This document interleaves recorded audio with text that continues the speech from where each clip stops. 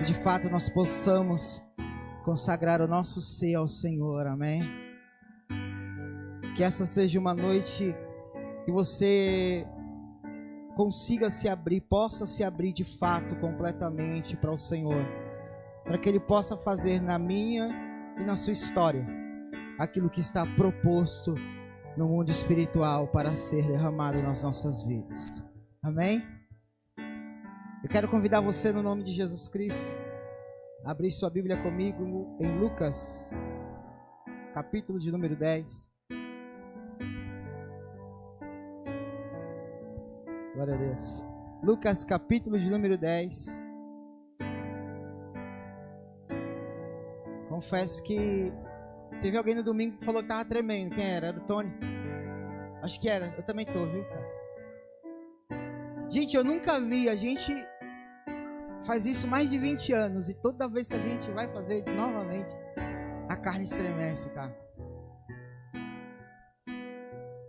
O coração acelera. A cabeça fica bombando, preocupada no que vai acontecer ou no que vai. Não tem que falar o que não tem que falar. Então tenham paciência comigo. Deixa eu ver se eu consigo. Amém? Lucas capítulo de número 10. Nós estamos numa série que está proposta pelo bispo, que é Aprendendo com. Então todo culto, o mensageiro escolhe um personagem e nós tiramos lições acerca de aprendizado dessas pessoas para que possamos extraí-lo para as nossas vidas. E nós vamos continuar na mesma pegada, amém? Então eu quero propor nessa noite que nós possamos observar uma história que Cristo contou e que lá tem um personagem. Lá não tem o nome dele, mas a gente pode conhecer ele como o bom samaritano, hein? Então hoje nós vamos aprender com o bom samaritano. Quantos estão a fim de aprender com o bom samaritano? Diga amém. Vamos aprender com ele. Lucas capítulo de número 10, a perícope é do versículo de número 25 ao 37. Lucas capítulo de número 10, versículo de número 25, eu vou ler com vocês aqui. Certa ocasião, um perito na lei levantou-se para pôr Jesus à prova e lhe perguntou: Mestre, o que preciso fazer para herdar a vida eterna? O que está escrito na lei? Respondeu Jesus. Como você a lê? Ele respondeu: ame o Senhor, o seu Deus, de todo o seu coração, de toda a sua alma, de todas as suas forças, de todo o seu entendimento, e ame o seu próximo como a si mesmo. Disse Jesus: você respondeu corretamente. Vá, faça isso e viverás. Mas ele, querendo justificar-se, perguntou a Jesus: e quem é o meu próximo? Em resposta, disse Jesus: um homem descia de Jerusalém para Jericó, quando caiu nas mãos dos assaltantes. Esses lhe tiraram as roupas, espancaram-no e se foram, deixando-o quase morto.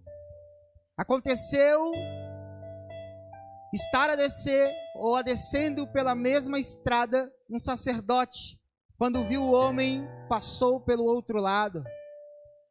E assim também um levita, quando chegou ao lugar e o viu, passou pelo outro lado. Mas um samaritano, estando de viagem, chegou onde se encontrava o homem, e quando o viu, teve piedade dele. Somente até aqui. Amém? Pode sentar no nome de Jesus Cristo. Glória a Deus. Louvado seja o nome do Senhor. Tenho certeza que quando nós falamos sobre a história do bom samaritano, muitas pessoas têm, por conhecimento, a exatidão ideia do que nós estamos falando. Outras têm, por ouvir falar sobre, quando nós lemos na Bíblia o termo bom samaritano, nós que temos um pouco mais de intimidade com a palavra, nós entendemos que quer dizer acerca de uma parábola que Cristo falou. Mas o termo bom samaritano nos dias de hoje pode ser usado para algumas pessoas que se preocupam com o próximo, porque a história ficou conhecida. Mas mais do que isso, nós entendemos que no momento em que Cristo agora é indagado por um mestre da lei. E o que é um mestre da lei? Nos dias de hoje é o advogado. Então o advogado, aquele que opera a lei, agora se depara com Cristo e diz para ele: Senhor, o que eu tenho que fazer para herdar a vida eterna? E essa é uma pergunta que muitas pessoas, muitos cristãos, muitos líderes, muitos servos, muitas pessoas que se dizem ou não, e de fato são cristãos, tentam responder: o que eu tenho que fazer para herdar a vida eterna? Algumas pessoas dizem que é somente algumas coisas, outras dizem que é mais do que isso. Mas a Bíblia diz, querido, que Jesus responde esse homem. Jesus olha para ele e diz assim: o que está escrito na lei? Eu não sei você, mas eu tenho uma tendência muito grande a ler a Bíblia e conseguir identificar alguns sentidos de piada de Cristo. Eu tenho para mim que Cristo olha para aquele homem, operador da lei, conhecedor, estudioso, sabedor das coisas. E a pergunta que Jesus faz para ele assim: o que está escrito lá? Era mais ou menos assim: será que tu leu e não entendeu o que está escrito? Agora fala para mim, como é que você leu lá? Aí ele vem com os mandamentos que está escrito em Deuteronômio. Ame o Senhor teu Deus de todo o seu coração, com todas as suas forças. Só que a Bíblia vai falar, querido, que em determinado ponto, esse mesmo homem tentando justificar a sua vida, ou a falta das suas ações, ou a falta de alguma resposta àquilo que ele tinha lido, ou da compreensão, ou da falta da compreensão que ele tinha, Jesus ele começa a contar uma parábola. Jesus propõe um cenário real, com uma situação real, mas não dá nomes reais. Porque Jesus diz assim: certa feita, um homem, a Bíblia não fala se ele era judeu ou samaritano, mas a Bíblia diz que Jesus diz assim: certo momento, um homem descia de Jerusalém, e no meio do caminho, ele foi atacado. Percebe que Jesus não fala um judeu foi atacado, um samaritano foi atacado, sei lá. Não, ele fala assim: um homem foi atacado. E esse homem chegou ao ponto de ser espancado, a ponto de ficar quase à morte. Se você for parar para analisar um pouco do cenário da história, você vai conseguir compreender que aquele lugar onde ele foi, da história, onde ele foi atacado, era um cenário muito acidentado, de grandes montanhas, porque o caminho de Jerusalém, em que havia-se muita percussão, ou seja, as pessoas passavam muito por lá, era um cenário de fácil ataque. Mas as pessoas mesmo assim usavam esses caminhos. E aquele homem, por usar aquele caminho naquele momento, daquela forma, ele simplesmente foi atacado e ficou à beira da morte. E aí Jesus propõe agora, dentro do cenário real, com situações reais, dois personagens iniciais. Ele propõe primeiro o sacerdote e depois o levita. Mas o que me chama a atenção é que quando nós lemos que esses dois personagens entram na história, quando Jesus começa a falar sobre eles, Jesus fala que eles estavam passando por ali por acaso. Por acaso, um sacerdote passava por ali. Então o sacerdote da história por acaso toma aquele caminho, e quando ele está tomando aquele caminho, ele se depara com um homem à beira da morte. E sabe o que acontece? Um sacerdote, para ser sacerdote, é alguém que tem conhecimento. É alguém que detém informação. E eu quero começar por aqui. Porque muitas das vezes nós nos deparamos com muitas informações, mas não temos intimidade. Detemos a informação, mas não temos comunhão para desenvolver ou entender o que está acontecendo. Eu quero ministrar sobre o tema nessa noite: do meio da minha bagagem. Amém? Então aquele sacerdote, com uma informação absurda, porque ele já estava acostumado, ele estava formado, quando se depara com uma situação de auxiliar alguém que estava à beira da morte, ele se nega a se aproximar daquele homem, nos dando a entender que não adianta ter o mais alto nível de informação se você não tiver a revelação dela. Não adianta você deter o mais gigantesco nível de conhecimento e não ter comunhão para entender a revelação de Deus. Sabe o que a igreja mais perece nos últimos dias? A igreja mais perece porque o conhecimento está fluindo pela aceleração da mídia, mas muitos são aqueles que não param para receber de Deus a revelação daquela informação.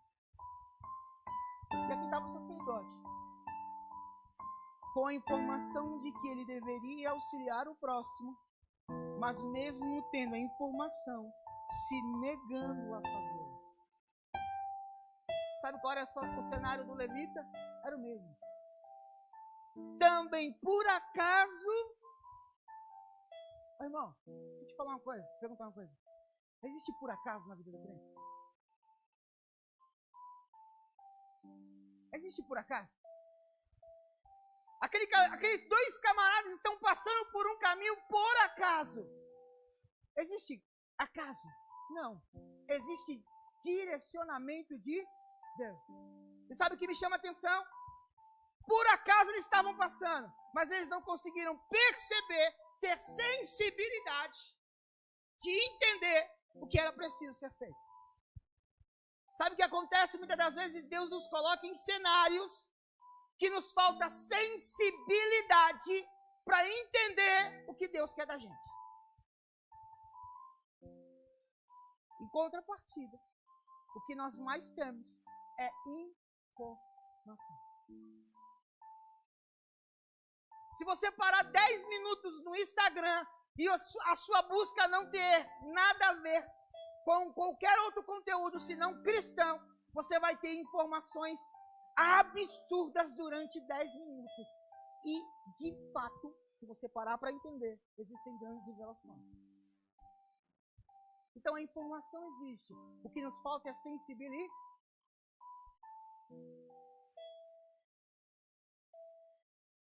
Sabe o que acontece? Eu tive uma experiência há alguns anos, muitos anos atrás. Eu machuquei o meu dedo, a ponta do dedo. E aquela ferida que ficou na ponta do dedo me tirou a sensibilidade. E quando ela foi secando, eu perdi a sensibilidade. E quando ela foi secando, sai primeiro o quê? Aquela casquinha de cima, concorda? E quando aquela primeira pele sai, o dedo não é mais sensível como antes. Ele é hipersensível. Sabe o que acontece? Muitas das vezes nós não tomamos cuidado ou observamos de fato, de perto a nossa vida, que deixamos muitas coisas que acontecem criar cascas que nos tiram a sensibilidade.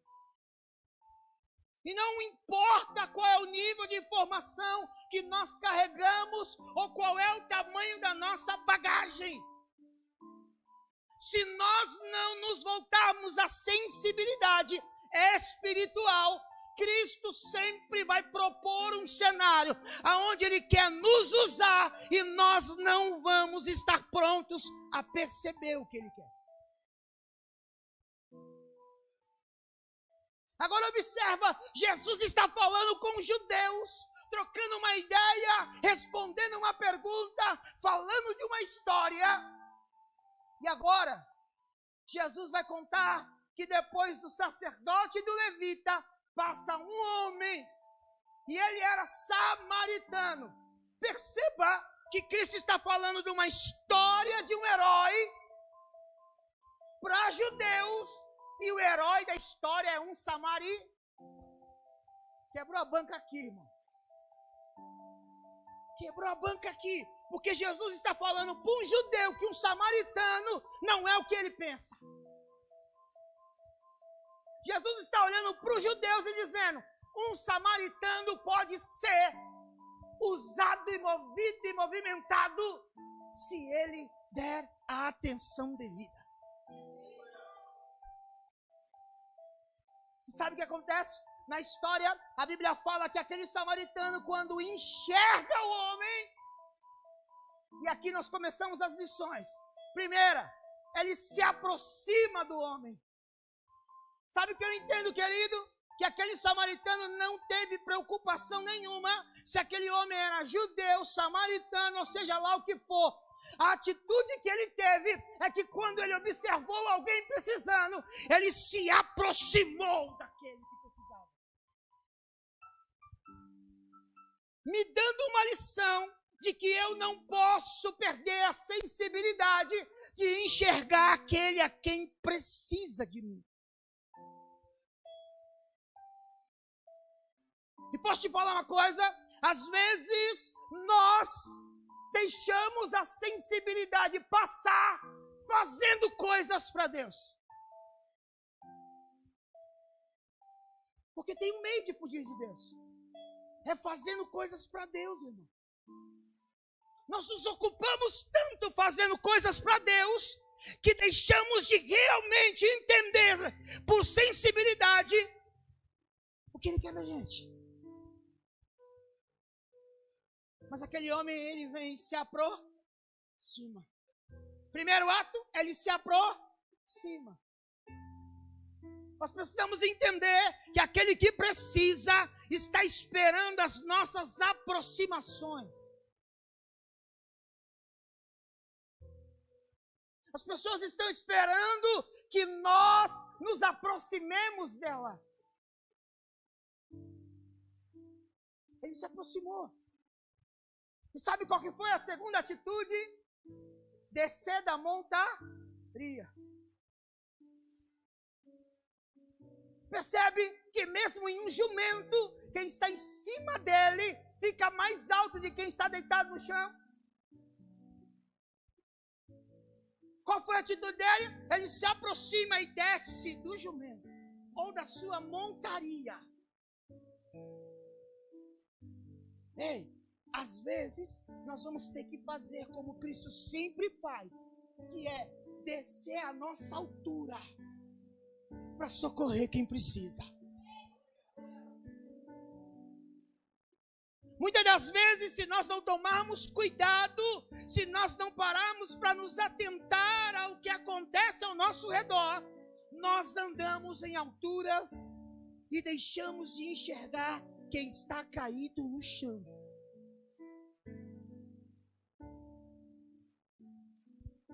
Não se engane, um sorriso não é sinal de que está tudo bem. Não se engane, um abraço não é sinal de que ele está bem, ela está bem. Às vezes você vai ter que descer da sua montaria, você vai ter que descer a altura que a pessoa está, para poder ouvir e enxergar o que ela precisa.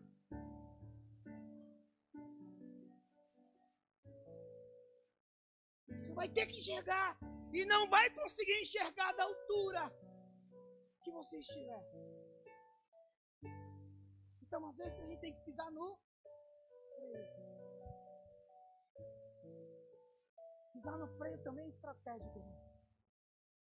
Está entendendo? Pisar no freio também é estratégico. Pisar no freio te permite observar o que está acontecendo ao seu derredor. Jesus pisou no freio. Segura aqui, Mateus capítulo número 16. Jesus para e começa a fazer perguntas para os discípulos. Quem por aí dizem que eu sou? Percebe que ele pisa no freio e ele quer saber dos discípulos como é que estão as coisas ao redor. Se nós não tomarmos cuidado, nós fazemos muito e não chegamos no objetivo. Pastor, é possível fazer muito, mesmo fazendo para Deus e não chegar no objetivo? E tem um problema maior ainda. É quando você está fazendo e você está tendo resultado, mas não é Deus que está dando. Pastor, é possível ter resultado sem Deus dar? Moisés estava já cansado, irmão. Cansado. Primeira vez Deus vai a ele e fala assim: fere a rocha. Moisésão vai na frente do povo e ó, pum, fere a rocha. O que acontece? A água começa a jorrar. A segunda vez Deus vai para ele e fala assim: fala a rocha. Só que quando Moisés está indo lá para obedecer a voz de Deus, o povo lhe tira a atenção e ele fica sobrecarregado, ele cansou de uma vez só. E o que ele faz? Ele bate na rocha. A rocha não saiu água. Pelo contrário, quando ele bateu na rocha, a rocha saiu. O maior problema é nós fazermos tanto e por vezes está dando certo e nós acharmos que o que Deus está falando é aquilo que está acontecendo. E não é. Por isso, às vezes, a gente tem que pisar no...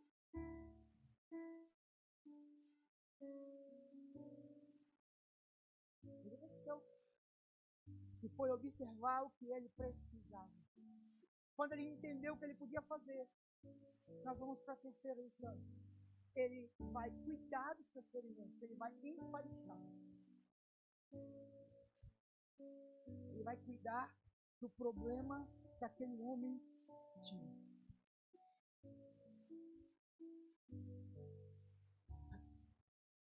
Colocar curativos. Sabe de uma coisa? O que mais me chama a atenção é a próxima lição. A Bíblia diz que aquele homem, ele deita, tira do meio da sua bagagem azeite e vinho.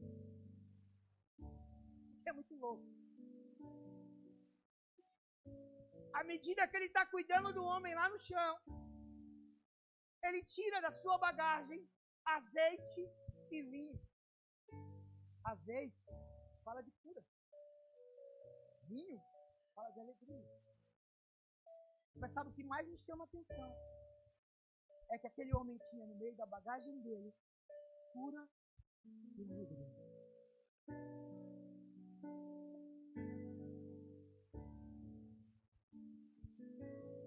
E se na bagagem dele não tivesse azeite e vinho? Por que ele usou azeite e vinho? Porque ele tinha em sua bagagem. Percebe que só pode usar o azeite e o vinho quem carrega na sua?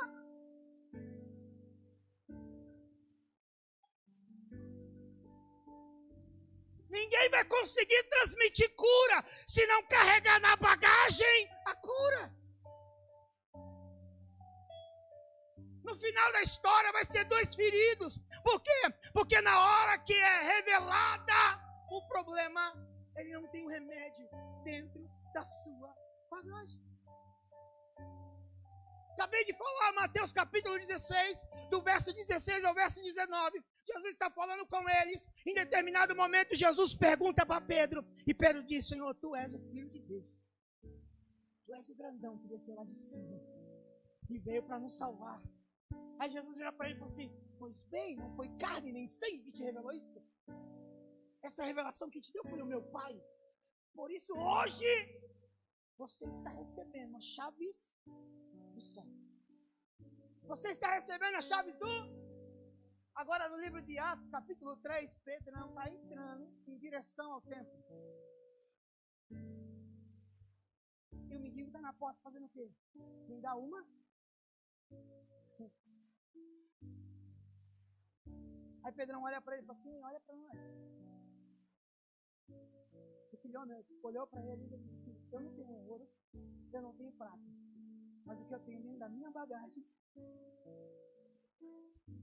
Está entendendo? Ninguém vai conseguir usar o que não tem. Vai ser só teatro, queridão. Para isso nós precisamos buscar e entender como é que está a nossa bagagem. Oh, meu Deus.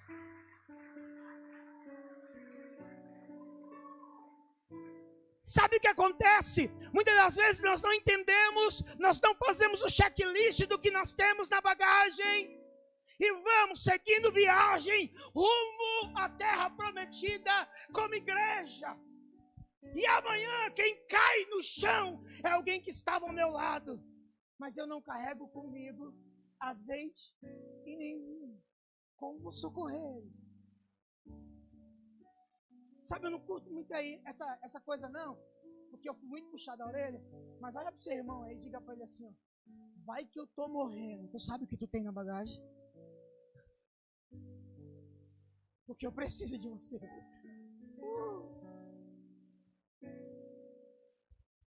De repente, a minha sobrevivência, se eu vou viver ou não, se eu vou continuar aqui ou não, se eu vou resistir ou não, depende do que tu tem na bagagem. Então eu preciso que tu tenha. Eu preciso que você tenha azeite. Eu preciso que você tenha vinho. Em contrapartida, calma, eu também vou olhar na minha, porque se tu precisar, aqui vai ser como fonte. Sabe uma coisa legal? Quando o ano começou, o bispo começou uma série aqui. E a série foi vinho. Sabe por quê? Talvez você não entendeu no mundo espiritual. Mas se o vinho não tiver bom para o uso, então Deus vem e Ele troca. Sabe por quê? Porque talvez você não seja perito naquilo que você vai precisar socorrer naquela hora. Aí Deus vem e troca o vinho. Mas Ele também troca.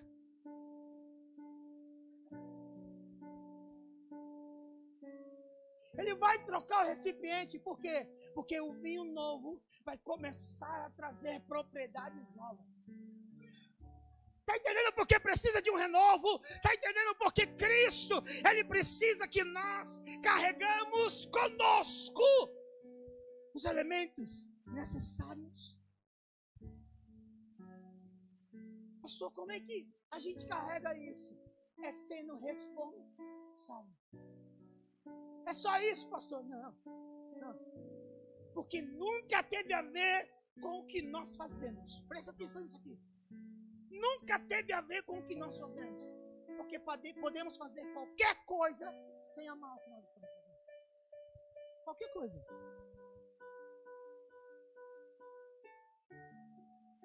Nós podemos amar somente aquilo. Nós podemos fluir no amor somente nas áreas que Cristo tem para nós. É específico. Mas nós podemos fazer qualquer coisa sem ter qualquer tipo de sentimento. Agora, fazer. Pode ter começado com amar. Mas se em algum momento virou obrigação, está faltando azeite ou vinho. Quando você não entende que aquilo que você precisa fazer precisa ser feito com paixão. Com pai? Pedrão, na hora da troca da ideia, em Mateus 16, quando ele responde isso, ele revela a paixão que ele tem por aquilo que Cristo fez. Ele pode não ter chegado no ápice da conversão, mas nesse momento, Pedro revela para Cristo o que ele estava fazendo.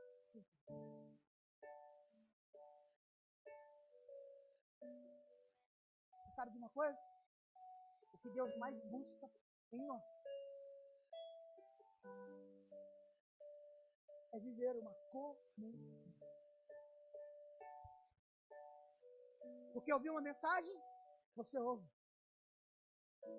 Mas essa informação só vai virar comunhão quando você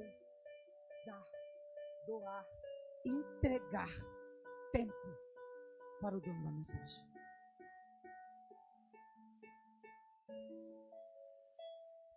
Nossa geração tem passado um problema gigantesco. Por quê? Porque as informações fluem. E quando nós ouvimos algo que nos toca no profundo, ou nos chacoalha, ou nos estremece a alma, o que nós mais queremos é compartilhar o que nós ouvimos. Mas nem sempre o que nós ouvimos, entendemos o problema.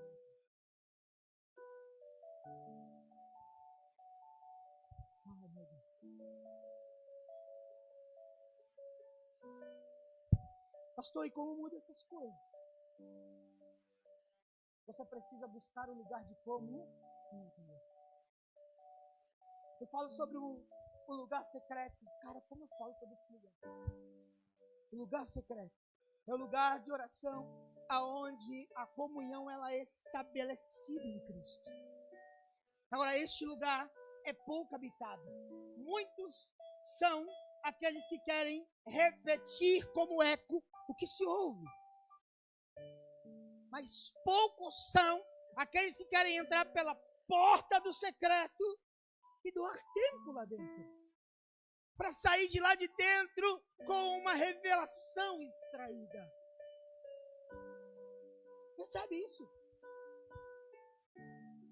O que vai nos mover para a eternidade é simplesmente a movimentação do profético nas nossas vidas. O que vai nos mover para a eternidade não é a informação. Não é.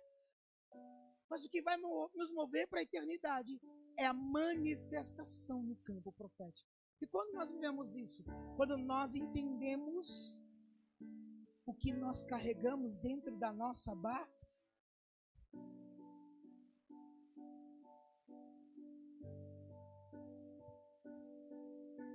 Não tem coisa mais prazerosa quando você vê alguém precisando e você saca de dentro da bagagem o remédio, às vezes.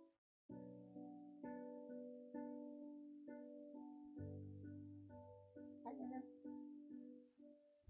Alguém está precisando, nossa, eu me sentindo estranho, sei lá, está faltando algo dentro de mim. Calma. Depende.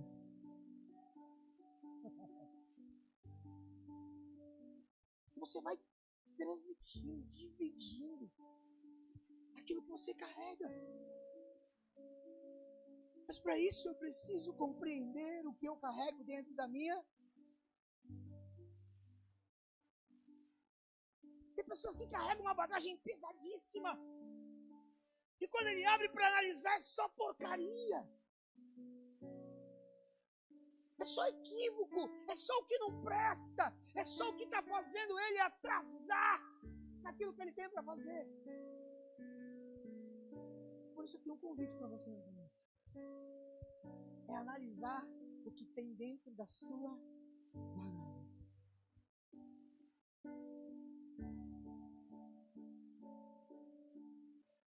Sabe o que é mais legal? É a última lição. A Bíblia fala que quando ele se aproxima, desmonta, enfaixa, deita azeite e vinho, ele pega o homem e coloca em cima da sua mão.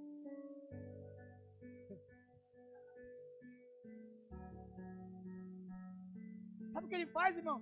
Ele pega aquele homem ferido e ele levanta ao nível mais alto do que ele está. Sabe o que ele está fazendo? Ele está priorizando o próximo. Ele está priorizando aquele homem. Por quê? Porque quando ele observou, entendeu, se deparou com ele, compreendeu que ele precisava. Sabe de uma coisa?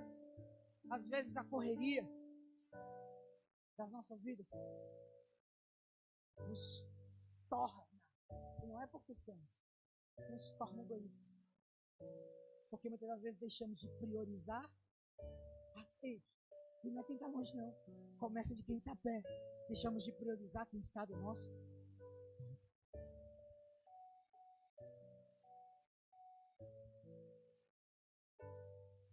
Vai ficar aqui não. Você vai subir em cima da minha montaria.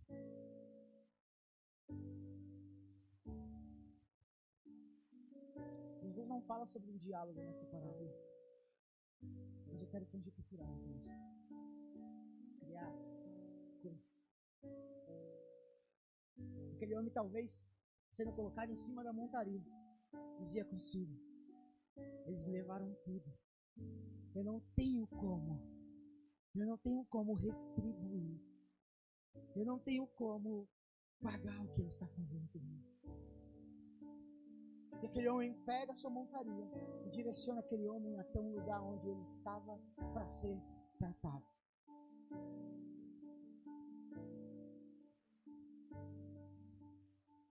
Para onde você tem guiado as pessoas? Para onde você tem levado as pessoas? Para um lugar onde elas podem ser tratadas, curadas, assistidas, ou você simplesmente para no meio do caminho, porque lhe faltou azeite e vinho e larga ele lá. Quem é você? Alguém que pega quem precisa e leva até o lugar onde essa pessoa vai ser tratada profundamente. Ou você simplesmente, por falta da bagagem, de elementos na bagagem, larga essa pessoa lá sem assistência. E às vezes, sinceramente, posso te falar, não é nem por maldade, é por aceleração do dia a dia. Sabe quantas pessoas você passa do lado e já está terminando? Ninguém me falou horário, é 9 horas, né? É 9 horas, né? Tem 30 minutos ainda para seguir.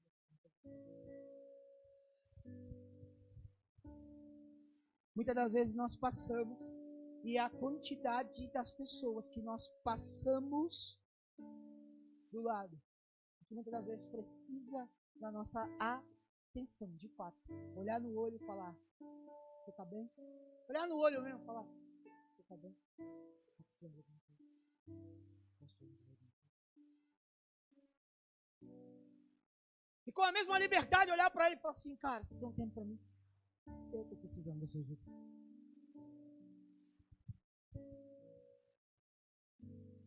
Se eu não tenho comunhão com Deus, eu não tenho liberdade para olhar para o meu irmão e dizer para ele: estou precisando da sua ajuda. Tem um café lá na tua casa, leva para tomar um café contigo, porque eu preciso da sua ajuda. Eu preciso da sua atenção.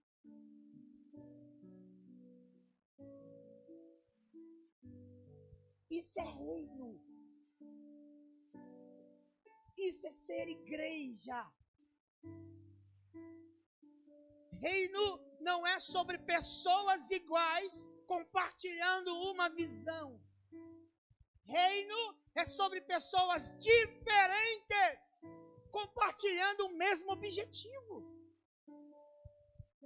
Por isso o Provérbios vai dizer que a tua diferença me lapida e a minha diferença te lapida.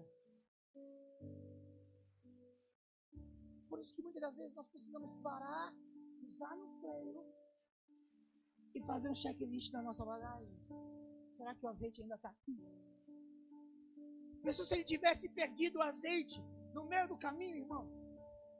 Pensou se o vinho caiu no meio do caminho e na hora que ele vai deitar ele... Cadê o vinho? Para ele, o vinho estaria lá. Mas na hora que ele precisasse, ele não ia ir com... Sabe o que falta muitas das vezes? É só isso. Parar e fazer um cheque. Senhor, eu preciso pisar no freio. Não é deixar de fazer a tua secularidade, ou seja, as tuas obrigações.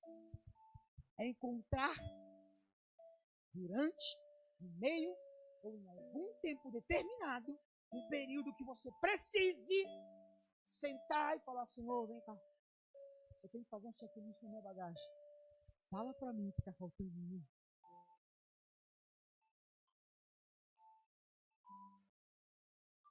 Eu te desafio a parar com Cristo e falar: Senhor, fala para mim o que está faltando dentro de mim.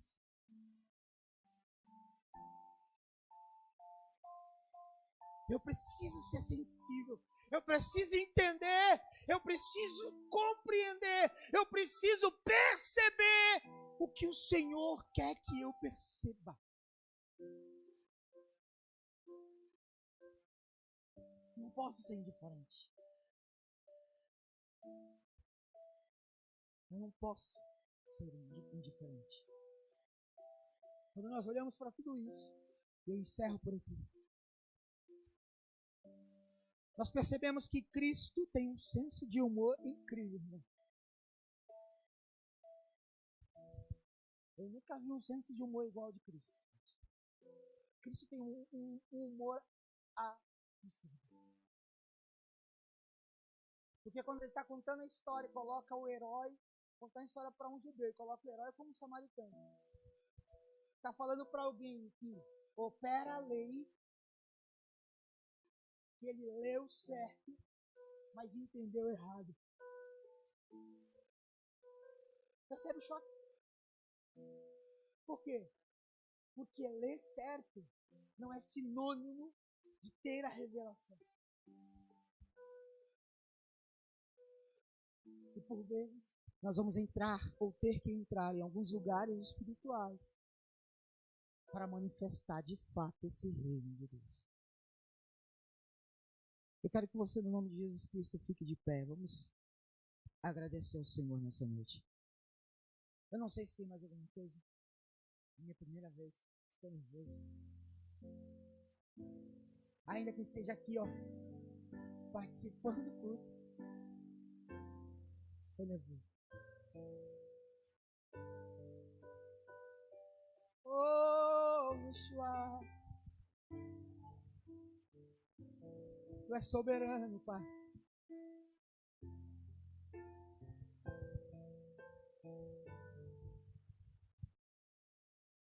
Sabe, talvez você não quer esperar chegar em casa. Você não quer chegar lá, esperar chegar lá.